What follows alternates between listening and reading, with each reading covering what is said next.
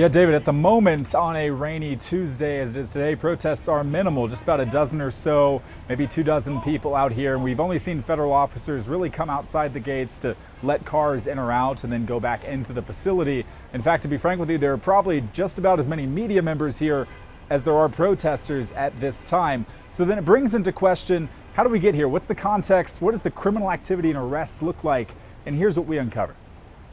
The ICE building on Portland's South Waterfront has been a focus for protesters for months, with people opposing the increase in federal immigration arrests and deportations. But even Portland Police Chief Bob Day says the call-up of the National Guard seems out of touch with the reality. What's actually happening and the response that we're seeing both from Portlanders and from the Portland Police Bureau is not in line with that national narrative. And it is frustrating, but we're going to continue to stay the course. Since June, federal agents have arrested more than 24 people.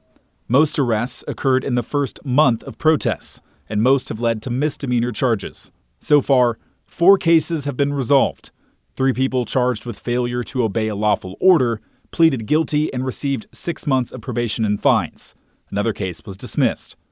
The slowing of arrests and incidents, leaving Day confident that everything is under control. In the months of July and August, we saw a limited amount of public order matters. We're in good shape. I don't see the need for the National Guard at this time. I really believe that we've got a handle on it. Other ongoing criminal cases are more serious, with some defendants facing felony charges for assaulting federal officers, with trials set for later this year or early next year. Court documents show some security photos of alleged attacks. Some people are accused of swinging or spitting at federal officers.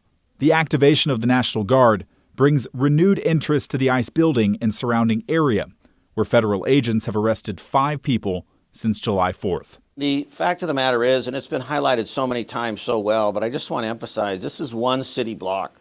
City of Portland is about 145 square miles. This is one city block. And even the events that are happening down there do not rise to the level of attention that they are receiving. So by most metrics, the protests and the tension actually peaked in June or maybe the first week of July, leading many to feel this federal response to be out of touch with the current reality, including Chief Bob Day, who you just heard from.